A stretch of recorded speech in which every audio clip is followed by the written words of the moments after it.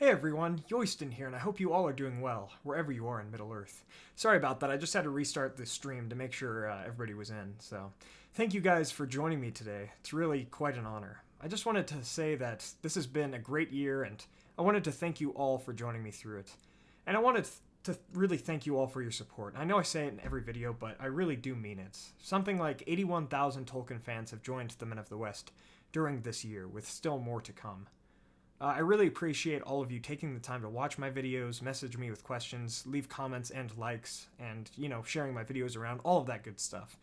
I mean, it really means the world to me that I'm able to do what I do. But all the same, while I am just a Tolkien fan with a microphone, it's all of you that have grown this community, so thank you guys. I really do appreciate each and every one of you. Now, let's dive into some questions. Yeah, welcome everyone. Just go ahead and throw some questions on into the chat, and anything about me or Middle-earth or the channel, anything like that, and I'll be glad to answer. I just threw some links up on Twitter, all that stuff.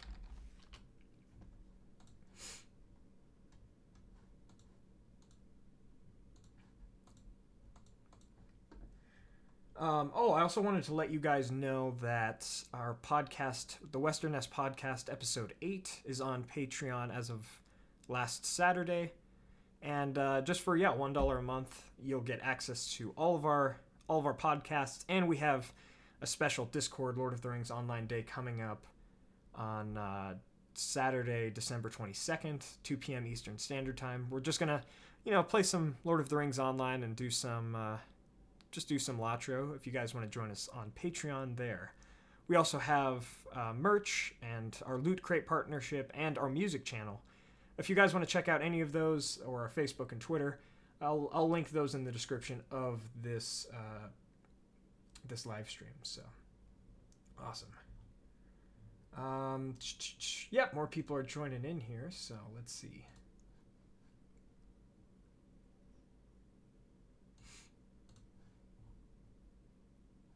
So let me know if you guys, have questions as we go through, as more people join in.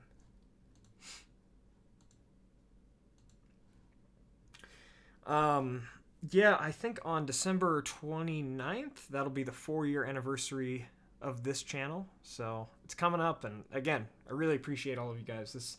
This channel has grown so immensely.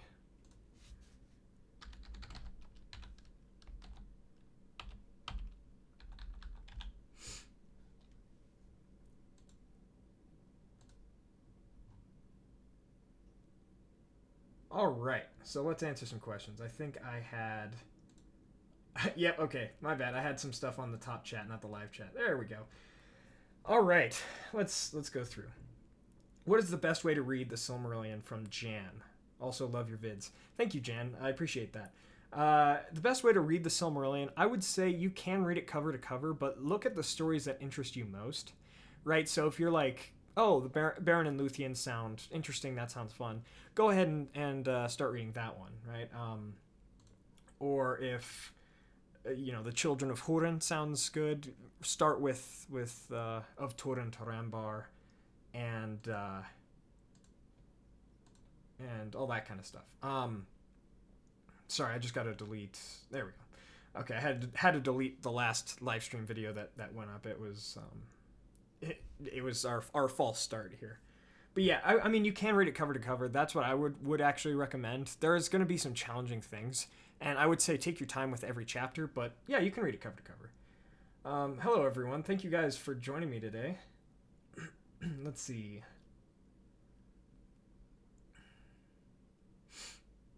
If I were to... The Champion of Morrowind, nice Elder Scrolls reference. If you were to create a Middle-earth television show, what would you set it in? Discounting the War of the Ring, personally, I'd love to see the Fall of Arnor explored. Thank you for the question. I completely agree there. The Fall of Arnor and the Angmar War would be incredible, and I hope we do get a season on that. That would be a great way to introduce so many new and interesting characters. The problem with that is that the war lasts, 500 years? So it would be quite a few different characters, right? Quite a few different time jumps. But I would love to see that. I'd love to see the fall of Moria, right? How Durin Spain was awoken. Let's see, discounting the War of the Ring. Okay, yeah, I would love to see the War of the Last Alliance, everything like that. Yeah. Yeah, thanks for your question. Just saw something about Anthony says face cam. Now, I don't know if a lot of people really know this about me or my channel. I do like keeping anonymous, staying anonymous. Yoiston isn't my real name. It's my name from my Lord of the Rings online character. I just like the anonymity of it because at the end of the day, this channel isn't about me. It's not about it's not about my personality. It's not about, a vlog. It's not a vlog channel, right? It's not about me. It's about Tolkien's universe. It's about exploring Middle Earth. Sure, I'm the guy with the microphone, and I'm glad to let you guys know more about me. But again, it's like, it's not about me. I don't want the focus to be about me. I do want it to be about Middle Earth and about Tolkien. So, Valis says you sound like Connor from Detroit. That's funny. From Detroit Become Human, I assume. That's funny. I've never thought about that. Oh no. Okay, so I just have to say now that I'm probably gonna butcher some names during this live stream just because I don't know why. Names are just not my thing sometimes, but Aditya Singh asks, our Farazan really botched things up, eh, Yosten? Yeah, I agree. Yes, he definitely did. I mean, again, I think it was headed that way. He was just kind of he was a king of his time. And, yeah, I mean, he was just kind of a king of his time. So if it wasn't going to be him, it's probably going to be his son, something like that. What's my favorite character from Tolkien's universe? Graf Dracula asks. Thank you for the question. My favorite character has to be Aragorn. He just has so many different arcs throughout the stories. He, he's what most people should aspire to be like. Honorable, virtuous, not power hungry, but all of those good things. Right? So I would say him. Close second would be Samwise Gamgee. Again, for a lot of the same reasons, kind of virtuous, selfless, doesn't want the story to be about him. He's just there to be helpful, to be a hero.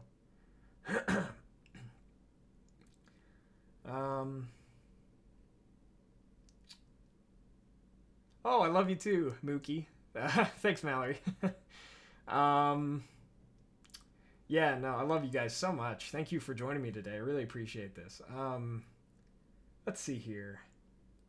Something for Arnor, anything? Thank you, Andreas channel. Yes, I do want to do more Arnor stuff. I think I'm going to explore Evendim and Numinas more in the future, right? And I think last week's video was kind of the opening to that. After I did it, I was like, oh my gosh, I need to talk more about this time period, more about the people involved. There are so many interesting characters like Malbeth the Seer, who was the prophet of Arnor. You have a Lendale, a Isildur, a Valandil, all these really interesting and valiant characters. So yeah, definitely. Trevin asks, why don't we know more about the two blue wizards? That's a great question. So I would say Tolkien's universe, especially those that deal in magic and powers, they are the most anonymous kind of parts of the story, right? So you look at Tom Bombadil, he's kind of this enigmatic character whose origins are not explained. And even the soft magic elements of the wizard's abilities, yeah, they're just... I like how Tolkien kept them anonymous, so there weren't as many plot holes, so we weren't as focused on the magic, but more how the wizards used magic to accomplish their end goals. Yeah, I think ultimately we don't know much about the blue wizards because it falls into line with all of that. Tolkien didn't want to tell us too much about all of the wizards, and then it would make sense for two of them to go off, maybe spread some sort of magic in the east. I would say that's why. It's just kind of about being anonymous. So, yeah, thank you guys so much for joining. Yeah, we're getting a lot of people here, so thank you all. I appreciate it. I wasn't sure if 2 p.m. on a Wednesday would be the best time for everyone, but it was kind of in the middle. My first live stream was 9 a.m. or no, it was 11 a.m. and then like 5 p.m. It's been all over the place, but I thought maybe today would be a good time. So. Yeah, thank you guys for joining us. If you have to just pop in and pop out, I completely understand. Thank you for jumping in. So, let's see here. Who do you think is older, from Rick Anderson? Tom Bombadil, Treebeard, or Gandalf? That's a great question. So Tom Bombadil is oldest and fatherless. Treebeard is, I think, like eldest, right? At least these are like their titles, right?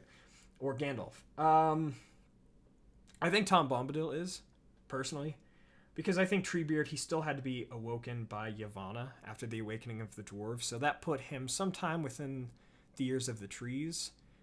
Tom Bombadil could easily be a Maya or even an embodiment of one of the Valar. So he could be from the beginning of the universe. Now, to be fair, Gandalf is one of the Ainur. His kind of elderly spirit is from the beginning of the universe. So, personally, I would argue Tom Bombadil. But if people were to argue Gandalf, I'd be like, okay, that's fair. Again, the Ents awoke, I think, in the years of the trees when Yavanna needed them to protect themselves from the creation of the dwarves. So it would make sense that he would be last on that list. Still have people coming in. Yeah, welcome everyone. Thank you all. Joseph asks, who do you think was the most influential elf during the first stage, disregarding Feanor? That's a great question. Thank you. Most influential elf, except for Feanor. Thingol. Without him, the Silmaril would not have been rescued from Morgoth, right? A lot of the Teleri, honestly, probably, if it weren't for him, they probably would have gone to Valinor, but they stayed because of their lord. Yeah, his death, right, at the hands of the dwarves, that caused the whole dwarf-elf split kind of thing in the first place. I mean, that was a big reason why dwarves and elves don't get along, is because, a lot of dwarves kind of ganged up and murdered Thingol in the first age. But yeah, I would say Thingol. Ooh, I'm not even gonna... You know what? I'll try it.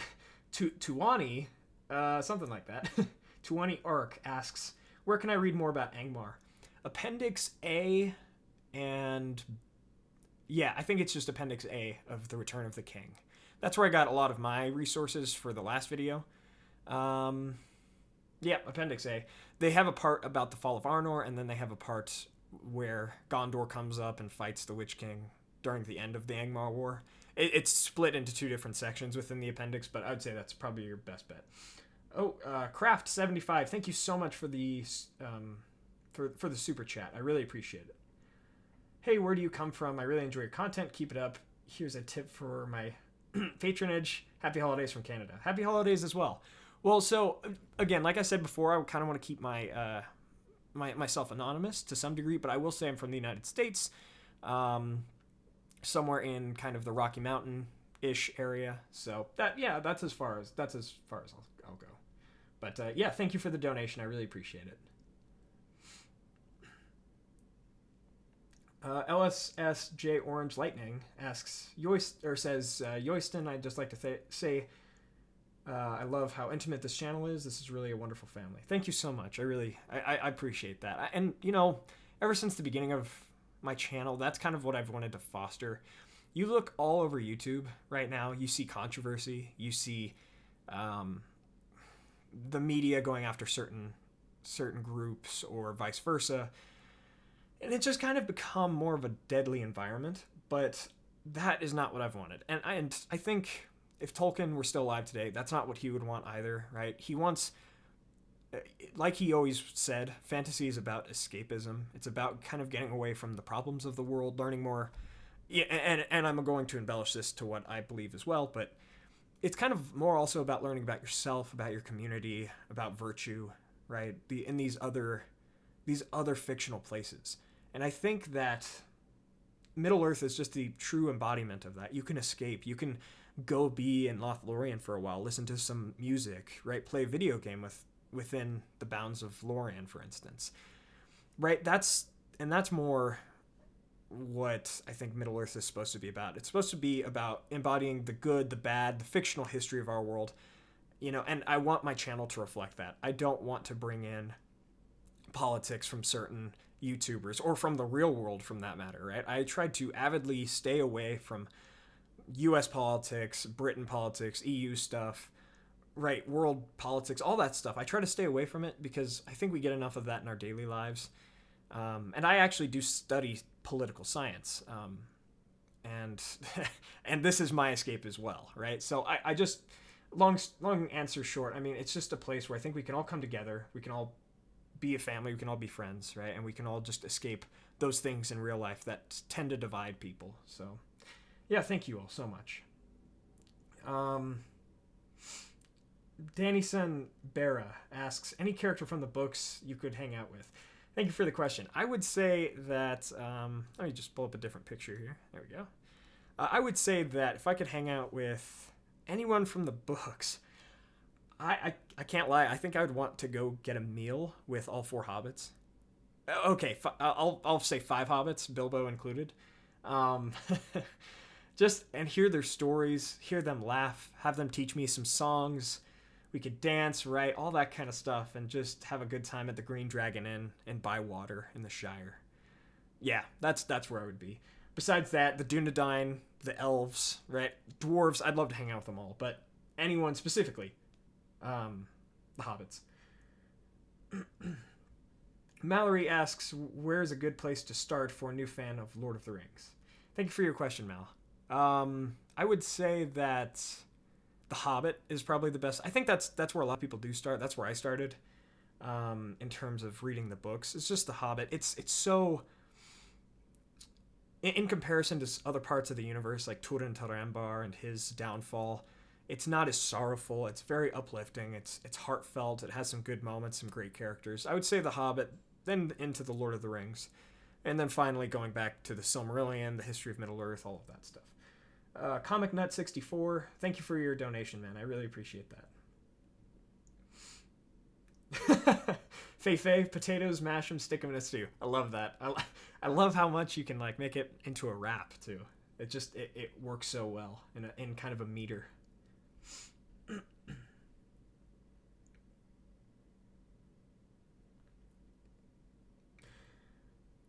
Joris asks, will you make a video about the beast that moved Grond? Thank you for the question. Actually, that's a great suggestion because I don't know.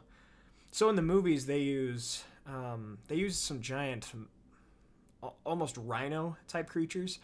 I think in the books, maybe they use trolls. Maybe they use something similar. I'd have to really do some research into that because I don't know if that was a movie creation or if that was actually in the books. But yeah, definitely. If I can find some canon material on that, just like even a Creatures of Middle-earth video that we don't know too much about, I'd definitely love to make that. So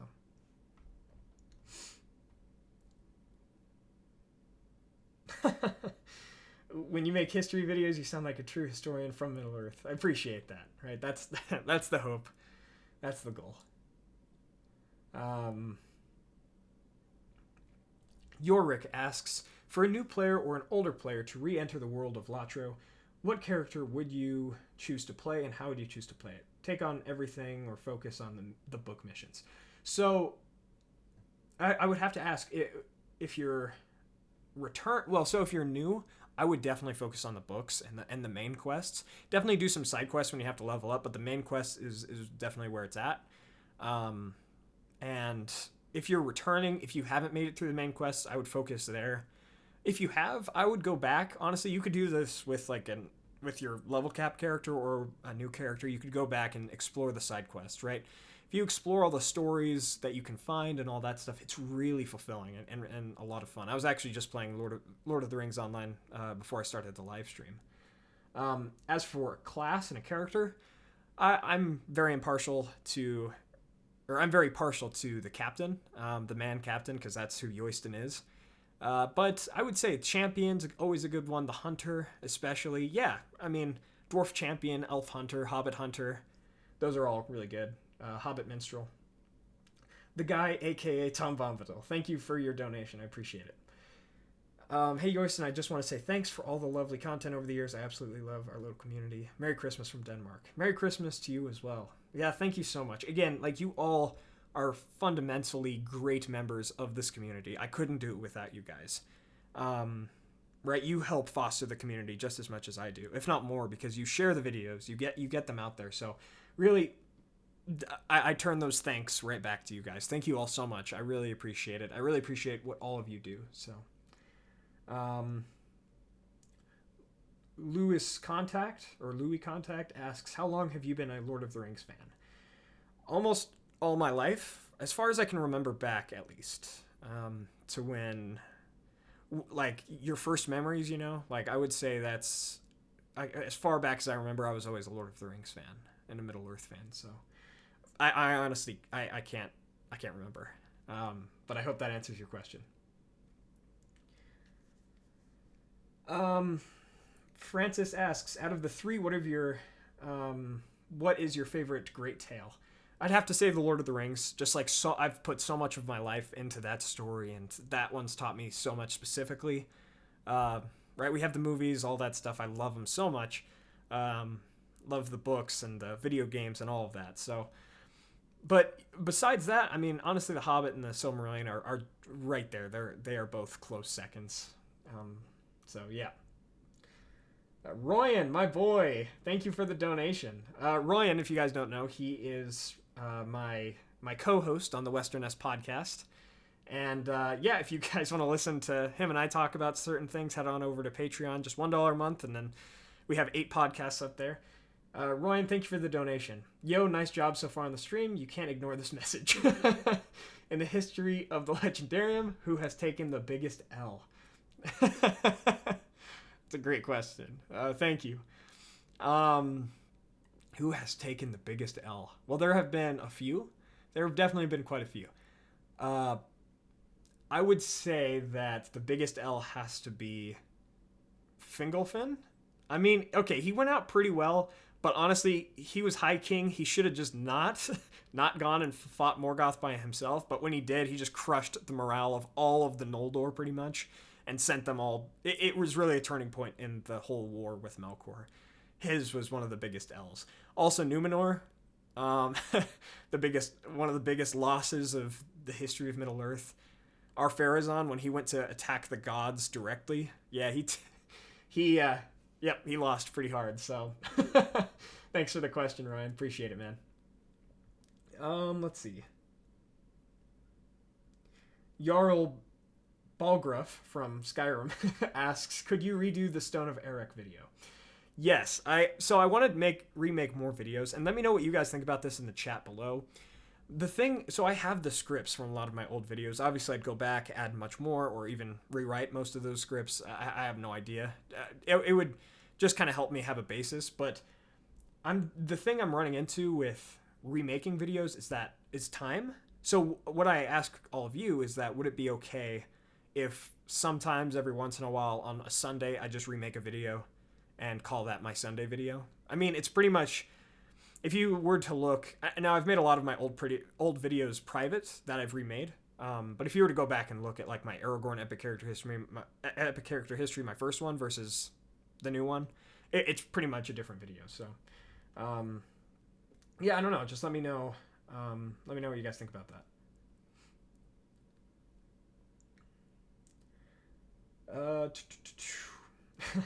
Thank you, Mallory. Appreciate that.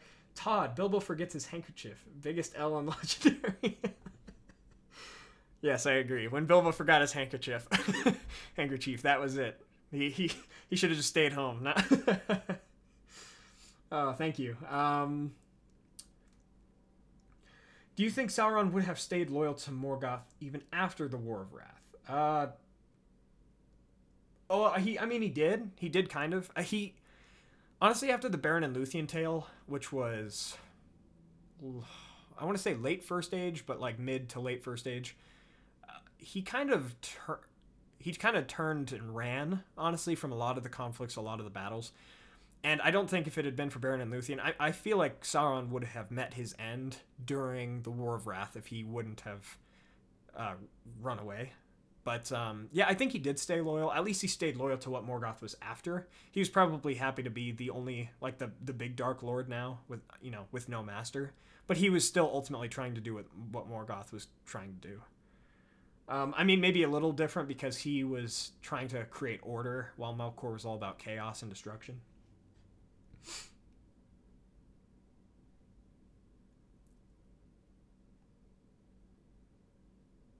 Cool, yeah. Eileen says, I'd like it. The early videos don't have enough flow. Cool, yeah. I mean, I definitely want to remake those videos. There's some really good ones, like good topics that I covered earlier on that I want to cover again, like the Balrogs of Middle-earth. I think I could do that one far more justice, because I almost made that one 2 years ago. So yeah, definitely. I do want to do more remakes soon. So thank you. Let's see. Yeah, Merry Christmas, everyone. Happy holidays. Happy Hanukkah, Kwanzaa. Anything that you guys celebrate. I hope you guys have a great rest of your year. Jester of Madness, have you heard about the new Lord of the Rings based MMORPG that is going to come out? Yeah. So Athlon Productions, or Athlon Gaming, they run the game Warframe, and I actually really love Warframe.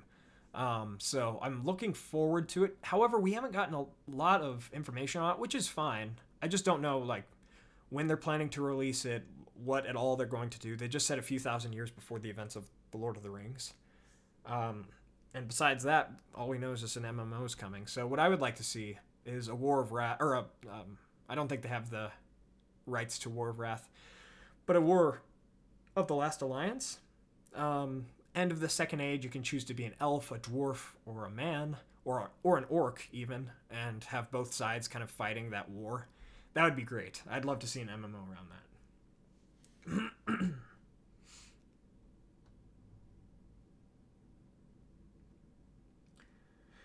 What is your favorite age, excluding the Third Age, and why?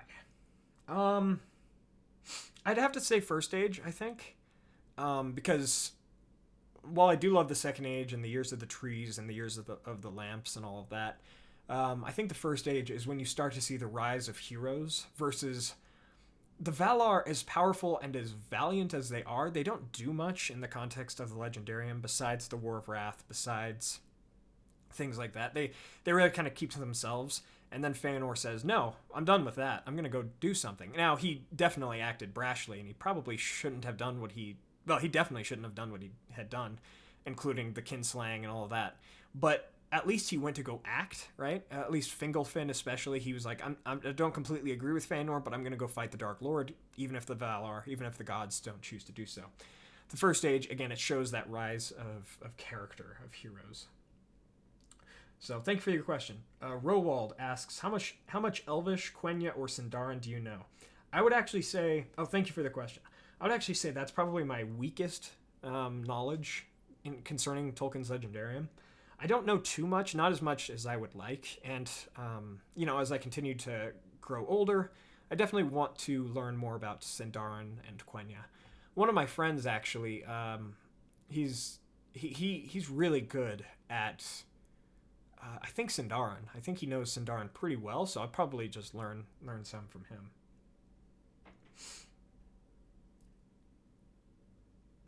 Zara asks, why do people die and elves do not?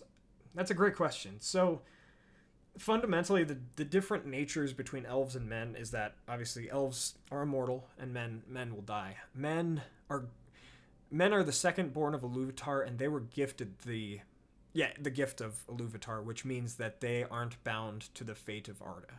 They can die and leave Arda to whatever it is. Right, whether that means leaving Arda to a Dark Lord or leaving Arda to the Return of the King. Either way, it's just like, all right, they have a certain amount of time in here. Some have more than others, right? The Númenóreans had something like over 250 years, somewhere around there. And then, it was just like, it was seen actually as a gift, but men started to resent it because they were afraid of it.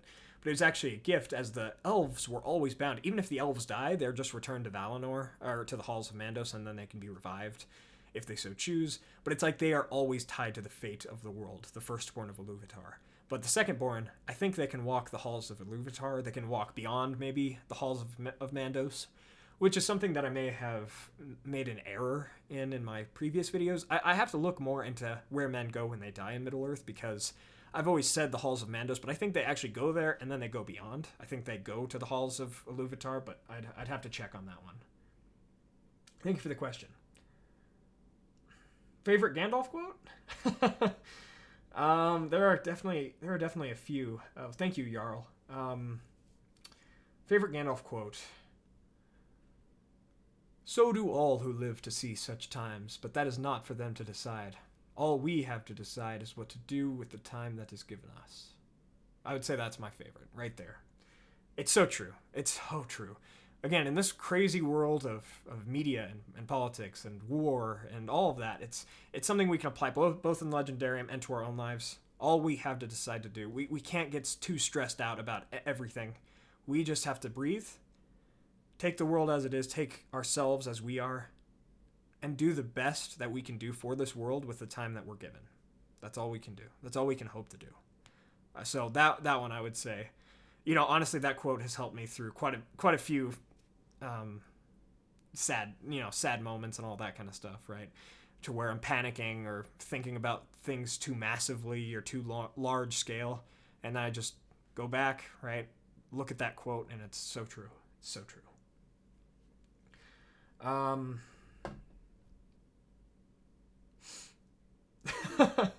Valis says, that's a fail. The best quote is fool of a toque. All right, that was pretty good. That's pretty good, too. I think it was just in the movies where he said, throw yourself in next time. Talking about the well in Moria. Throw yourself in next time and rid us of your stupidity. I love that. He's so sassy, Gandalf. It's awesome. Rick asks, question, Sauron seems to be pretty powerful in The Lord of the Rings without the One Ring. How did Sauron gain power after losing the One Ring? Was it through dark magic practice from his followers? That's a great question. I know I say that about, honestly, all these questions are great. I catch myself saying the same thing. But, yeah, I'm not exactly completely sure. I think what he did was he took time, he took thousands of years, and he rebuilt his strength, probably through necromancy and dark powers that are soft magic and not really explained. He took time in Dol Guldur and the East to kind of rebuild himself somewhat physically. But I think if he had gone toe-to-toe with Aragorn without the ring, I think Aragorn probably would have... I mean, it would have been a close battle, I think, but I think Aragorn probably would have taken him down. So that's a good reason probably why he didn't. And now if Sauron had the One Ring, Aragorn would not have been a match, in my opinion. But I think he gained enough to take physical form again during the War of the Ring, during the Lord of the Rings. And it was probably, just through dark magic and dark powers. But the whole thing is that if the ring isn't destroyed, his spirit lives on within the bounds of Middle-earth. When the ring was destroyed, I'm pretty sure he was exiled beyond the walls of Night with his master Melkor.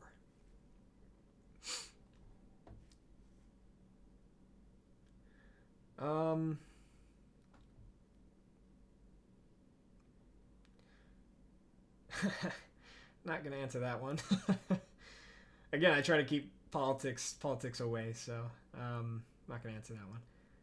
Nathan Phillips, what do you think is the most interesting or cool creature / spirit in the Legendarium? Dragons, spiders, eagles, etc. Thank you for the question. I would say that dragons are sweet, right? I think, was it Tolkien who said there's no story worth telling unless there's a dragon involved, something like that. It's kind of true. I mean, dragons are really cool because, especially when they talk, when they're really thoughtful and intelligent creatures like Smaug is, or just daunting creatures like Ankelagon the Black is. They're definitely up there. Balrogs are also up there because they're just like such a unique creation of Tolkien, and they're not so fully descripted or described to where we know exactly what they look like. We have the movie version, and then we have the movie version, and then we have the book version where it's like maybe he doesn't even have wings, maybe it's just a giant demon without wings.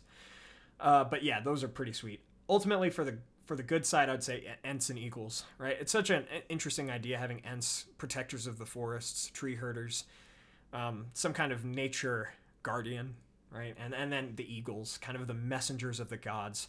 The Eagles were... So if I had to choose, I'd probably say the Eagles, because they were there watching. It's a reminder that Manwë and the rest of the Valar did not abandon the Free Peoples during their fights. So,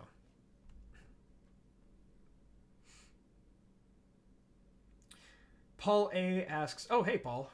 Nice to see you again. Asks, hey, Yoyston, do you think that the Lotro game has a nice balance between the financial side and the player base? They do provide a decent area to work with to introduce you to the system. But after that, yeah, great question. I think I think Lord of the Rings Online does a good job with, like, just to keep themselves going, right? They have their store, they have what you need to purchase inside to keep money flowing in for them. But yeah, I mean, you can play most of the game for free. Definitely, one of my friends, it was his goal to actually try to play the whole thing for free. I don't think he made it. I think he had to do VIP at some point. But you can play a good chunk of the game for free, and I think that's a pretty cool way of getting players involved, invested. Yeah, I mean, I'm not one to really speak on their business model, but I think they do a good job.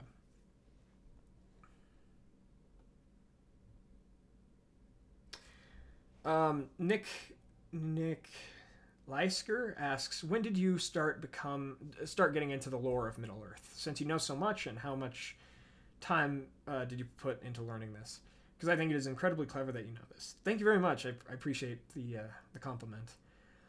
Well, so, right, I put many years into it, but ultimately it's like, oh, I've got a question about this. Oh, I wonder what this is like. A lot of it actually does come from Lord of the Rings Online. A lot of it does come from random questions that I've had, or looking at the timeline or the map. What's this place about? What is this character look like, right? Or, you know, what's their history?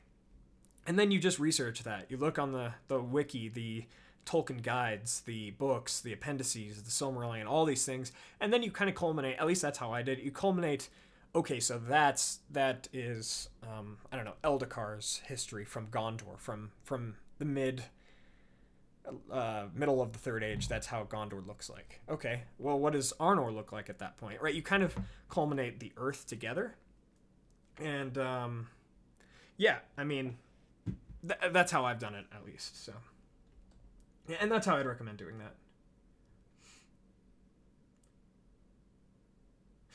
that. Mara Mahan asks, hey, I realize that Arwen and Aragorn are distant cousins. What do you think about this? Yeah, it's actually kind of I remember the first time I, like, heard about that, too. I was like, oh, no way. That's kind of weird. But, yeah, very distant. Like, the most distant cousins that you could be. So, I think it's fine, you know, and I think it's a good way to call back to the events and the people of the First Age.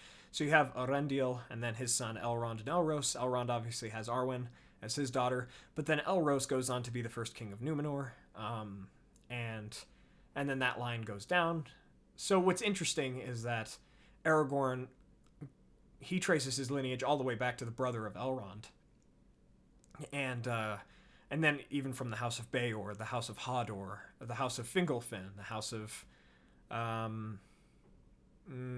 of Luthien and Beren, right? You have all these kind of. It's just a cool way to connect all the houses. So.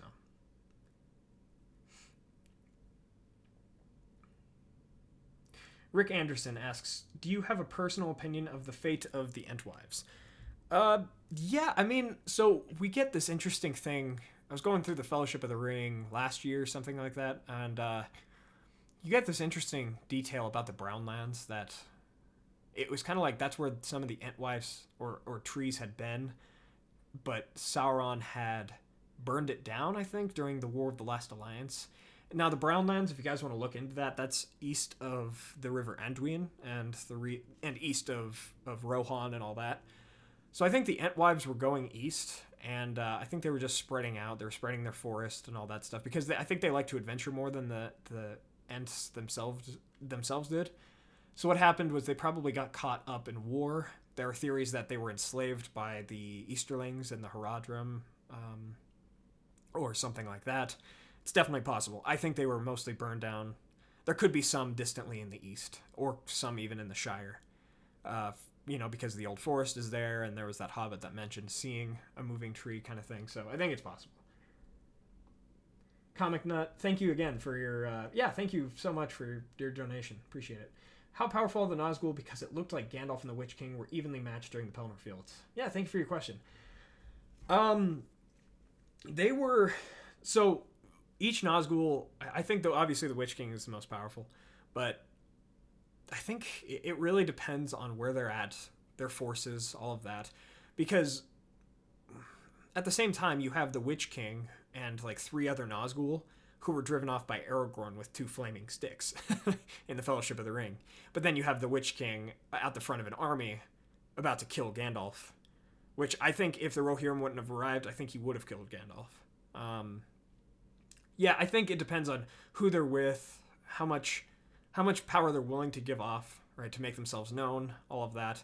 In the Fellowship of the Ring, they're kind of trying to stay hidden-ish. They're just trying to ride, get their ring, and go. But I think they're also dressed differently. At least in the Witch King, he was wearing his fiery face and his crown and all that stuff in the Return of the King, whereas in the Fellowship, he just had cloaks, or a cloak on.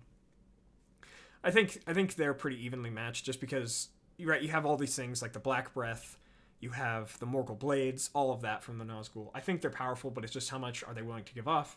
How close are they to Mordor? How close are they to other rings? And how much of an army do they have? How confident are they? I think there's a lot of factors involved, but George Owens asks, "What's your name?" Yoiston. Yoiston. Yep, that's my channel name at least. But again, I wanna just try to stay anonymous. I think it would take some of the magic, honestly, out of my channel too. If you guys knew, oh, it's just this person from this place. Okay. Which, I mean, that's all I am. I'm just a person. But at the same time, I just kind of want to keep that anonymous nature. I'm going to take a drink real fast here, and then I'll answer some more questions.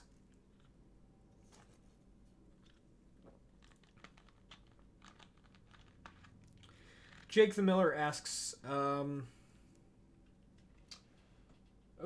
wait, it disappeared. Hold on. Oh, never mind. Okay, it disappeared. It was redacted. Jan asks, are you maybe going to do a live stream where you could learn Sindarin? Thank you for the question. That would be hilarious. I mean, it would be awesome. It'd be fun, but it would be hilarious for you guys just to see me screw up so much. Yeah, actually, that's a great idea. I could probably go through some guides and stuff on a live stream and just try to figure it out. Set aside like 2 hours one day and just say, all right, I'm going to try to learn how to speak 2 fluid sentences of Sindarin Elvish and just see where that goes. Oh my gosh, that's funny.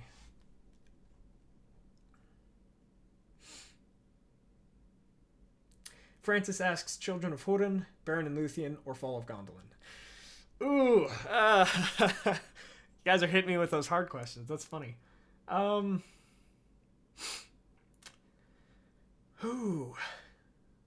Oh my gosh, I'm not sure. I think I'd say Beren and Luthien, because there's so many aspects to it, and all the other stories kind of come into play with Beren and Luthien. You have the Silmarils from Feanor's story. You have, you have Thingol and Melkor and Sauron and Finrod. You have all these characters and big moments at play. I'd probably say them just because it's so vast. It's so good. Melkor Iluvatar asks, do you want to speak the Black Speech of Mordor? If yes, why? I think that'd be cool. I mean, it'd be really intimidating for anyone to hear, or for me to just be able to speak it. I think at the beginning of my One Ring, what does it actually do, updated video, I think I did speak some Black Speech there. Yeah, that was really tough. It would just sound pretty cool, I think, and I'd actually be able to read the One Ring inscription off no problem. That'd probably be the reason why. But out of all the languages, I would definitely want to learn Sindarin the most. It's the most widely known Elvish. Yeah, I don't know. I would say that one. Hey, Merry Christmas, RT66. Merry Christmas. What C. Ray Hobbs asks, what's your weapon of choice from The Lord of the Rings? I would say out of all the weapons, Andúril, the Flame of the West, would probably take the cake. It would probably be the one that I would charge into battle with if I had to. There are some good other ones though. Dramberleg, the axe of Tuor, that one's pretty cool. It like speaks, and it's I'm pretty sure that axe is almost sentient. So it's almost like a being. So that's pretty cool too. Yeah.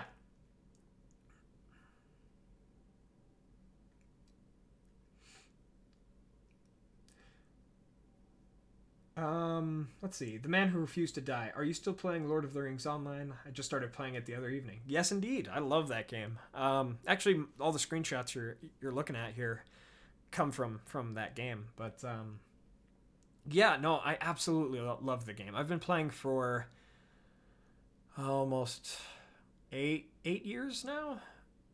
Oh no, almost 9 years now. Yeah, no, it's incredible. I love that game so much. Definitely my favorite game of all time. So much to it, so many different feelings and tones and all of that. So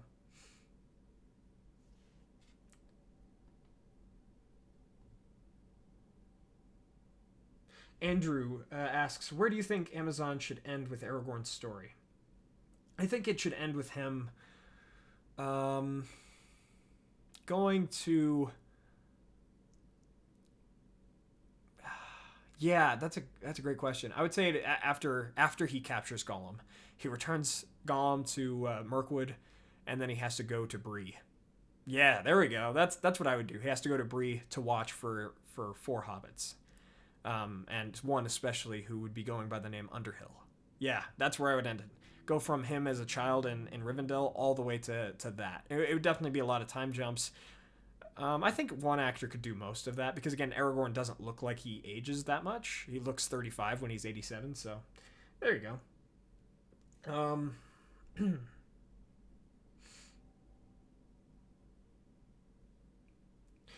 Jarl asks your thoughts on Celebrimbor. Feel pity for him. I actually do. I kind of think that's one of the things that the games, the Shadow of Mordor and Shadow of War games, kind of got wrong. They kind of made him into this villain, right? This guy just looking for revenge. I don't find that at all when I read about that character. He seems to be somebody who's just having a bad day. I mean, during the whole Second Age, right? He's trying to better his people. He's trying to kind of redeem his line because he's the last of the line of Fëanor. But at the end of the day, he gets corrupted and all of that. But at least he does make the 3 elven rings. He does provide some kind of first bastion and warning to the other elves. I mean, he gets a bad rap, I think. Especially, and the games made it worse because they took away the sympathy from that character, made him kind of evil and spiteful. I don't find that at all. I think he loved Galadriel, but Galadriel was with Celeborn and just turned him down. And yeah, he stayed unmarried and, without children for all of his life. I think he's a very sad character. Yeah, I do feel pity for him. Jackson Anderson, welcome to the channel, my friend. I really appreciate you being here and finding the channel, all that stuff. Thank you very much. The guy, aka Tom Bombadil, thank you again for the donation. I really, really appreciate it. Do not take me for some conjurer of cheap tricks. That's a good line too. That's a good line.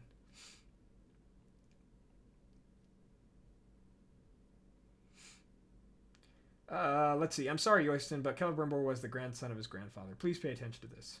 Apple doesn't fall far from the tree. I get that argument, too. And again, this is what makes Tolkien's characters complex. I might see him as kind of sorrowful. Other people might see him more as, oh, he should have been paying attention more to what he was doing. I agree. He should have been like, hey, this guy's kind of odd. Maybe I should listen to Galadriel and not completely follow him. I get that. But he's still, I think, a tragic character. Let's see. Harry Thomas, what are your thoughts of the integration of the Pale Orc in the Hobbit films? Thank you for the question. I get why they did it. I get why they put Azog as like the main villain to Thorin. This guy killed his grandfather, all that stuff, and it's like, oh, we need him to oppose Thorin and to be the reason why Thorin dies. I get why.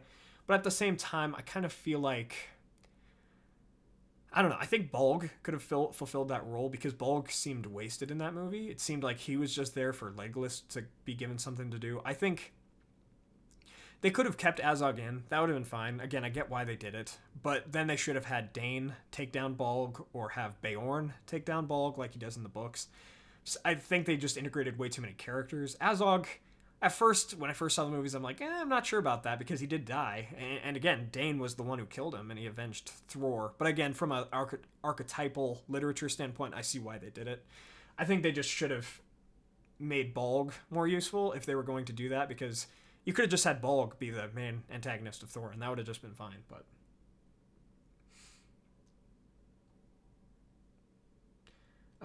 Justin Thomas Farnell asks, please respond. I think the Lord of the Rings community... Oh, I lost it. Lord of the Rings community lacks in what others thrive in. Star Wars, Harry Potter. Would you consider more games, quizzes, fan theories? Thank you. I appreciate that. I think... So I would need... I always love the idea to expand into such things. I mean, I think Lord of the Rings does need more games and movies and all of that. I'm always down for more as long as it's respectful to the source material. But personally, like, I know Star Wars Theory, he has a website where he makes theories, or he makes quizzes, and he has a lot more theories and stuff. I just don't have the capacity by myself with this channel to do all of that, right? Making videos once a week is still... It takes a while to do, and it's still hard work. So I would probably need more of a team if I were to take on any of that myself.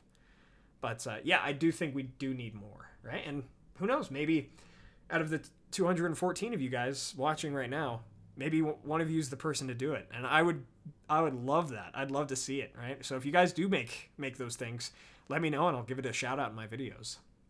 You know, you guys inspire me, a lot. So.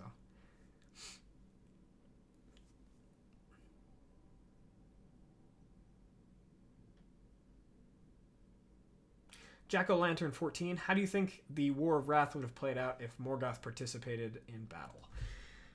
Thank you for the question. So, I'm going to pull up a picture here of what would have happened. Just a sec. So, if he had participated in battle, I think, a lot more of the Valar's forces would have died. But at the same time, this guy, Tolkas... I think a lot of you know where I'm going with this. Tolkas would have... yeah, there's Melkor back there. Tolkas would have destroyed him pretty early on, I think. He probably knew that, too, Morgoth. He probably knew. And so he probably stayed back because he knew if the Valar hit their hands on him, oh, yeah, that would be it. He played it smart. He played the long game. He stayed in Angband. He played the game of like, okay, I'm going to just let them siege me, right? Like the Elves did at the beginning of the age, but it didn't work for him, luckily. But yeah, I think if he'd come out in battle, that's it. That would have been it for him. Dorito Ranger, Merry Christmas and good night. Yeah, thank you for joining us today.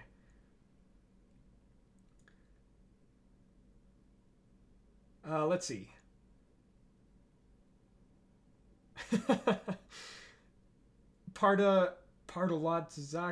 Zatziki? Oh my gosh. Sorry about that. I got one for all of you. Would you love to live in Bilbo's house? Personally, I'd love to live in Bilbo's house. Bag End? Oh, yeah.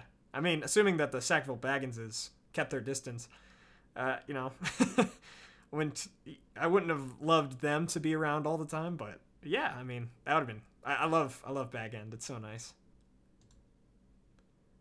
Let's see here. There we go.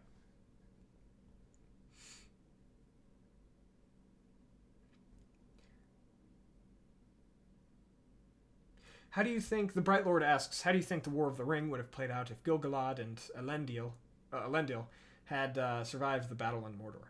Thank you for the question. I think the High Kingdoms of Arnor and Gondor, I think they would have stayed together if they had survived. And I think the Elves would have been a lot stronger. Right? This is actually a theory video I definitely want to make at some point. What if Gil-Galad had survived? The Elves would have stayed united. And I think the War of the Ring, he would have had to deal with an army of Elves from Lothlorien, Lindon, Rivendell, and all these different places, because Gil-Galad would have still been right there, ready to go.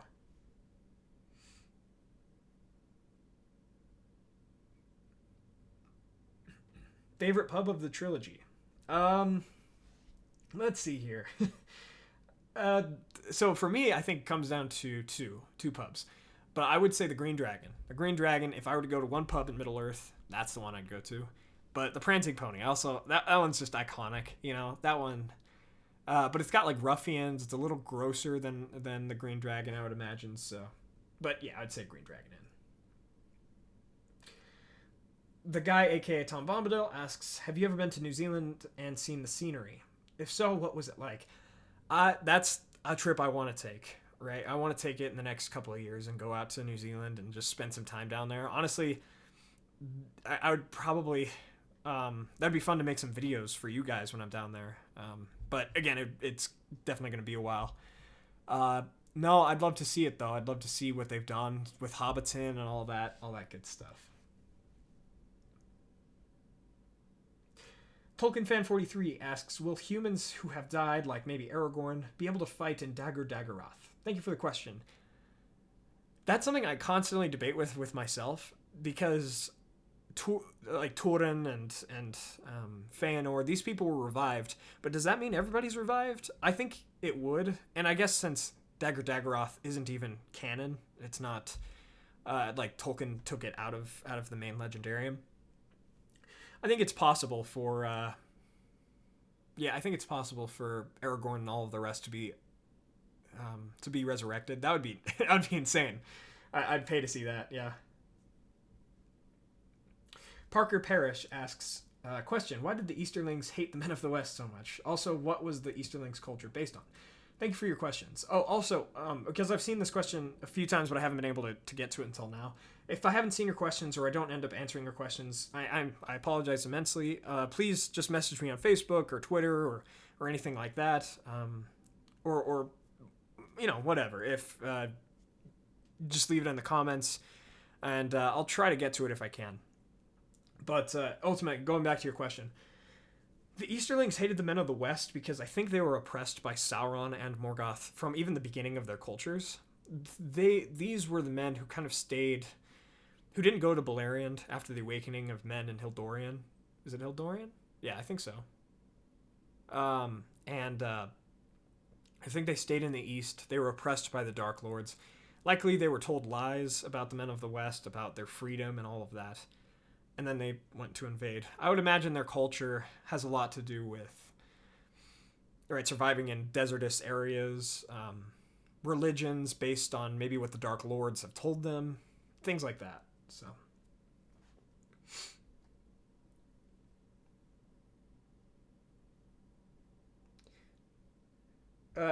Alarzar Labadan asks, how did the seven dwarf fathers reproduce? That's an interesting question. I think, even though Gimli said in the movies, like, some people just think dwarfs spring up out of the ground, it might actually maybe be true. Because there were seven fathers. Perhaps after they all awoke, they found female dwarves. I have no idea. But it's also possible that maybe some dwarves came right out of the ground.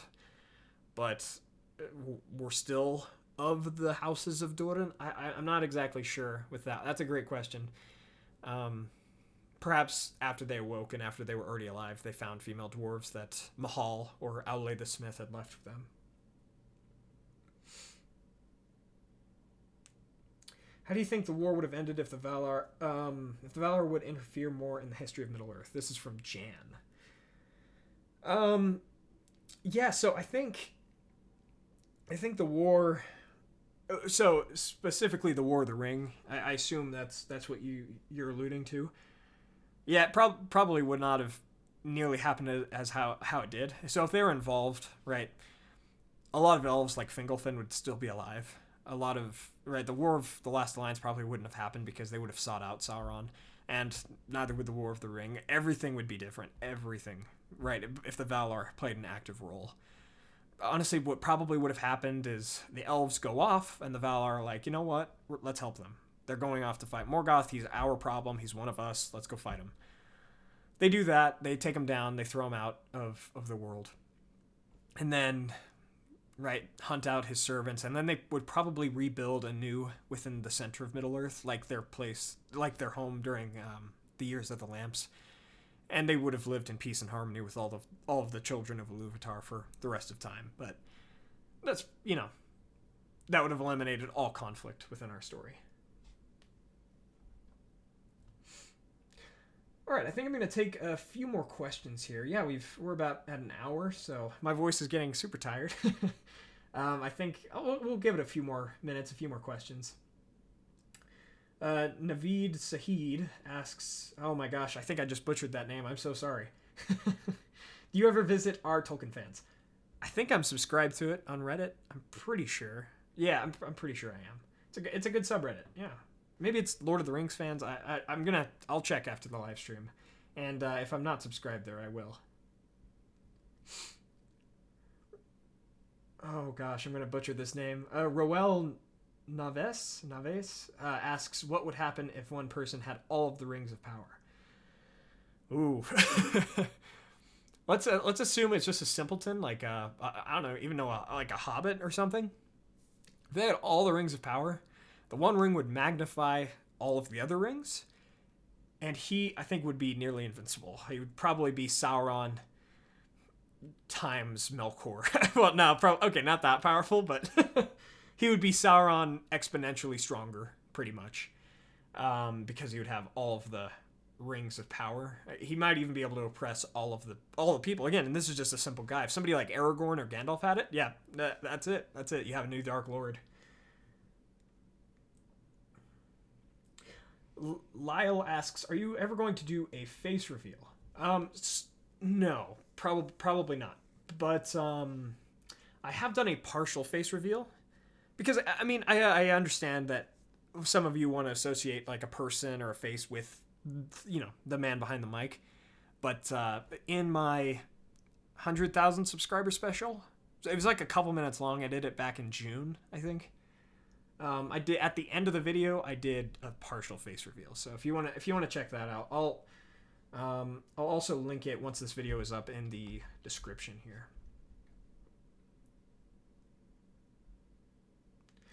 Sam in the Woods asks, would you support more movies or leave them sacred? Thank you for the question.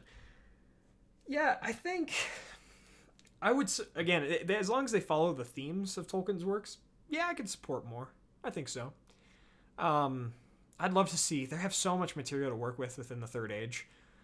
Again, they probably shouldn't be trilogies. They should be standalone movies unless they did like the Silmarillion or something. But the Fall of Numenor, right? The Fall of Arnor, the end days of Moria, things like that.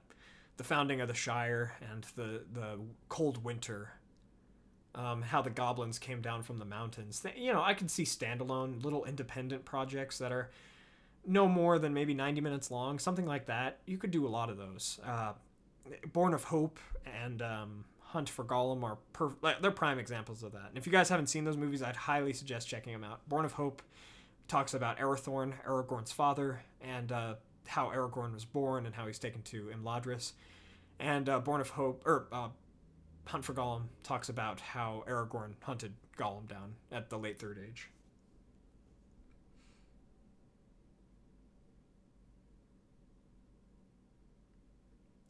Blue Diamond Director says, taking a college course on Tolkien's Legendarium. Love listening to your videos while I'm working on it. Thanks.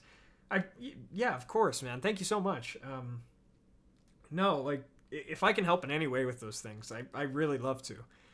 I get it. I'm a student too, and sometimes you just need some escapism or whatever. And if you're taking a course on what we're talking about here, that's awesome. I'm glad I can help if I can. So, thank you.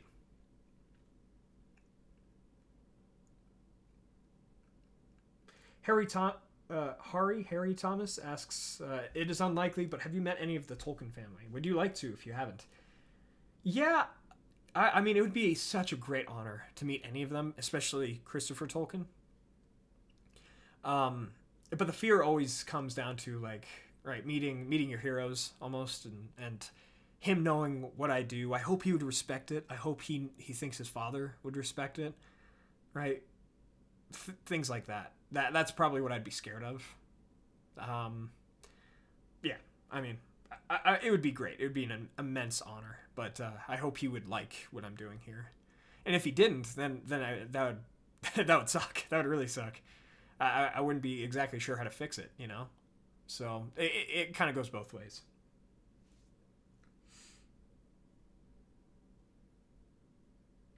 Gondor versus Rohan, who would win? C. Ray Hobbs. Thank you for the question. I think Gondor would win because, what am I trying to say? Institutionally, they are stronger and fundamentally they have, I think, better forces. Now, it depends on the type of battle, right? That's probably what it comes down to. All open field, Gondor would stand a good chance, but I think if it was open field, Rohan would obliterate them. Because, yeah, that's just what they're used to. They're used to those open fields, the horses, the big armies, the hitting people from the side and flanking them and routing them and all that stuff. But if it was a siege, Gondor could outlast them. Gondor could, I think, tear down the walls of Edoras or the walls of Helm's Deep. But, vice versa, horses and small siege weapons wouldn't do that well against Dol Amroth or Pelargi or Minas Tirith, so... It really depends on what it comes down to, I think.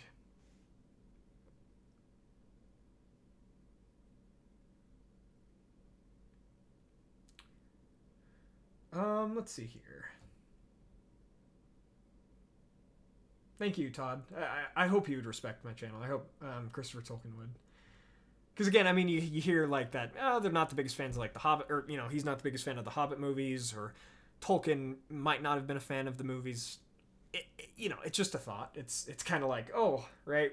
I just hope I'm doing, in their eyes, I hope I'd be doing the work's justice, even through all the mistakes I make, right? Because in a lot of videos, yeah, I have made mistakes, and that's something I want to tell you guys. If you watch a video, please do look at least in the comment sections, especially if you watch it a couple days after I make a video, because if I made a mistake, I'll leave a comment and pin it to the top and try to fix it, just so I don't spread misinformation, but it's inevitable. We're all human. We'll make mistakes. So, yeah.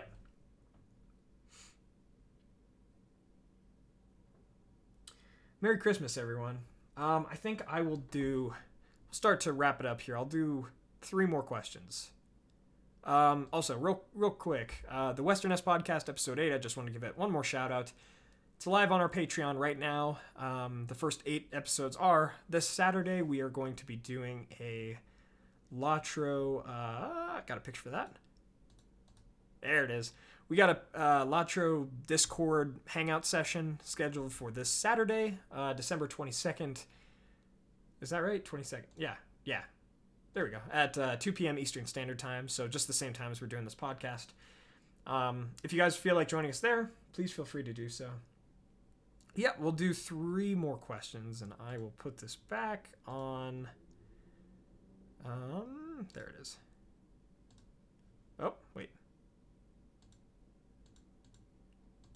What's happening? There it is.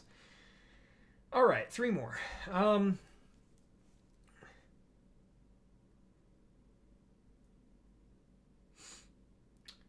Why did Sauron join Morgoth during Morgoth's fall for darkness? Parker, thank you for the question.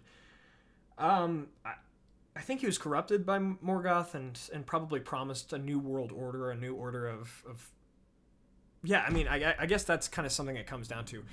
Sauron was all about taking things and reorganizing them, having them be structural and hierarchical instead of free and free-flowing and peaceful, right? He was too authoritarian, and I think Morgoth probably appealed to that. He was just like, all right, we're going to reshape this world how we want it to be, and you can be my lieutenant, if you so choose. I think Sauron already had those dark tendencies in him because, I mean, before he was a servant of Aule the Smith, and that's where he got his skills to be a ring crafter. Yeah, I think that was probably a good part of it. Discord is actually, just to answer this won't count as one of those questions, but the guy, aka Tom Bombadil, Discord is actually, so we do have a channel Discord server, but it is a part of our deal with Patreon. It's $1 a month for access to the Western S podcasts and the Discord server. And then every once in a while, I'll get on and talk to everyone on the Discord servers. So, again, I mean, I don't mean to pry or anything like that, but it's $1 a month. It helps support me, the channel, Royan, my co-host on the Western Us podcast. So we really appreciate it, and I think it's just a good way to talk to everyone who really go out of their way to support the channel. But I know you all do, right? I know you all really support the channel, and I appreciate it. But yeah, okay.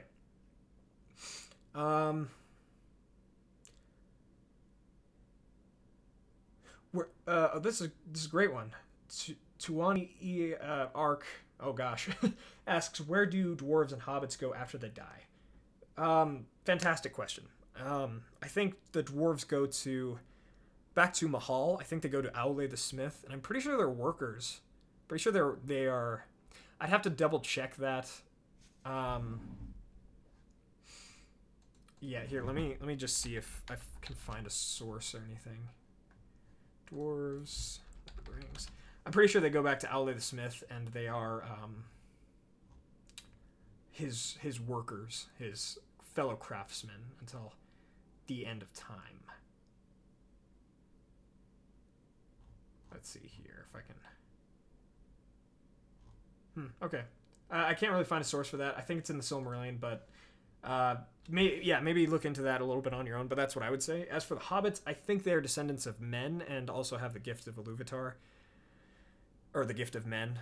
Yeah, I was calling it the gift of Iluvatar. I think I meant to say the gift of men, and that they can die and go beyond the bounds of the world. So, Bungie Vision 69, thank you for joining us. I think you're not too late, but we are wrapping it up. I'll do one more question here. Yeah, for everyone leaving and joining, Happy New Year's, Happy Merry Christmas, Hanukkah, Kwanzaa, everything that you guys celebrate. I really mean it. Thank you all for joining me throughout this year, throughout however long you've been with me. I appreciate each and every one of you. Lee, Merry Christmas. Thank you for your donation. Yeah, thank you for your donation. I appreciate that. Let's see, one more question. I'm trying to find a really in-depth one here.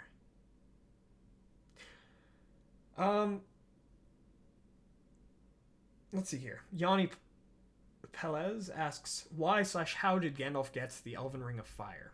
Great question. So, after it was forged by Celebrimbor in the Middle Second Age, he gave it to Círdan the Shipwright, and this is Narya, yes. The Ring of Fire. He gave it to Círdan the Shipwright, who was an elf from the First Age, maybe even from before. And Círdan, after Gandalf arrived, Círdan gave it to him secretly. I think he sensed some greatness, some power. He knew Gandalf would need it more than he would. He gave it to him, and Gandalf kept it secret, I'm pretty sure. But Saruman, I can't remember. I think Saruman figured it out, or maybe he saw it happen, or I think he was jealous of it, though. Regardless, I'm pretty sure if and when he figured it out, he was jealous. So, yeah, guys, thank you so much. I think this will wrap up our third channel live stream. I have to do more of these. I really love it. It takes time to prepare and to set up and all that stuff. But I will do one. I'll definitely be doing more in the coming year. So don't you guys worry about that. Let me just finish off with this, right? Thank you again, the guy, aka Tom Bombadil. Appreciate the donations, appreciate the questions, and I'll see you on Discord.